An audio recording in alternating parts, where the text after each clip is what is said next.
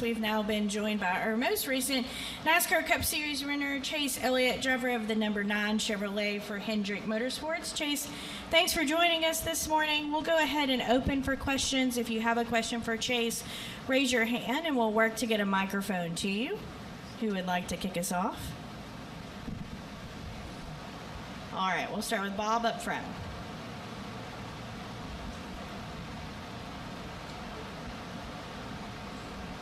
Bob Hocker, Fox Sports. Besides extra media, was this week different than any other week?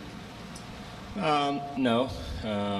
You've been around me and Alan long enough to know, by Tuesday, really even Monday, it's kind of back to work, and I feel like we did a good job enjoying. I try to embrace those moments, as I've told you guys a lot, and tried to slow it down as much as I could, just because, that's an important time to cherish and remember, and all those things are extremely special. But, there's another race in a week, and the train keeps rolling. So we got back to work and just kind of started on our Chicago prep like a normal week would have been. And was there anything that you saw, if you saw any sort of highlights of the celebrations or anything that you feel like really either kind of struck you or made you think, wow, that's what made it really cool? Just having lived it, right? Having lived it and the experience with Raylan there after the race, and just seeing her kind of open up and, see her excitement, go from this shy little girl that didn't know anything about racing to celebrating in victory lane with us at the end of the night. It was just really special to kind of see that transition, to have my mom there and other family members and friends and all that.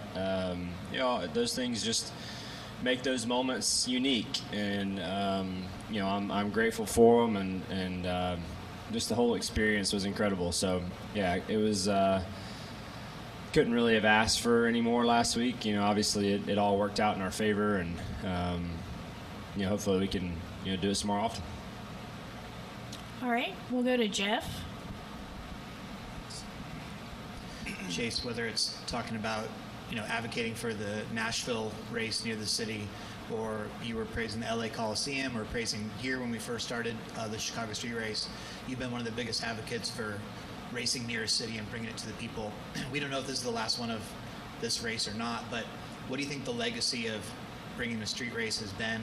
And was this proof of concept in drivers' minds that this can work at other places? Yeah, I think it's a great idea for sure, and I'm all for that. The biggest reason I'm such a big advocate of Nashville is because it, to me, oval track racing is kind of our bread and butter, right? So we have that there. This is a great second choice to get to a city, but there's nothing that's going to top giving people true short track. What is NASCAR? Here it is. Take an Uber from Broadway to the racetrack and go watch. Like, to me, that is the biggest home run waiting to happen that we've had in a long time. But this is a good second choice as far as getting inside a big city market. It's been a lot of fun from my perspective to come do it.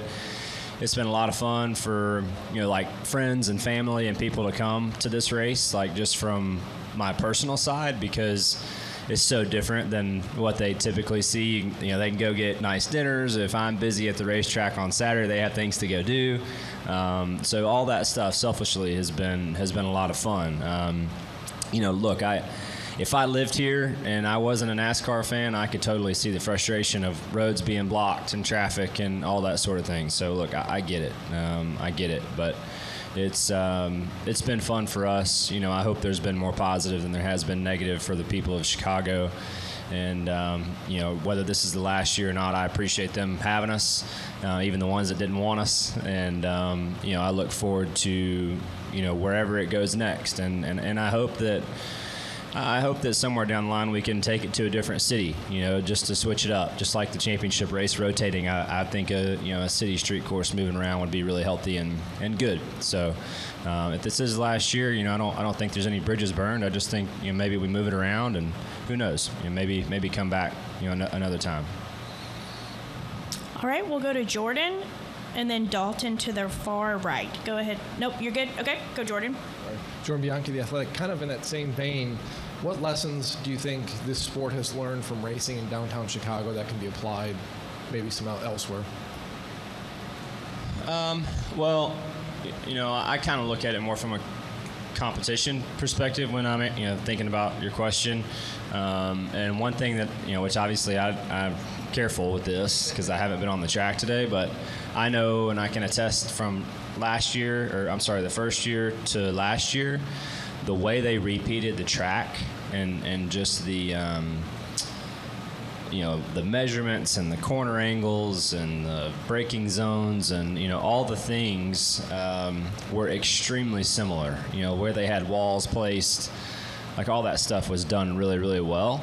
So I don't know what process went into that, if it's track scans or some sort of virtual representation or virtual model that they made up, but that's the first thing that's come to my mind that I've been most impressed by is how we've had the ability to recreate the track year to year, and I think if you have street courses and things from a driver's side, it is nice to not have massive changes on the road from year to year, because this it can be tough to adapt to that stuff. So but that's been fun. Obviously the marketing side is it's a whole nother answer, but it's been been fun from the competition perspective, and I think they've done a good job with it.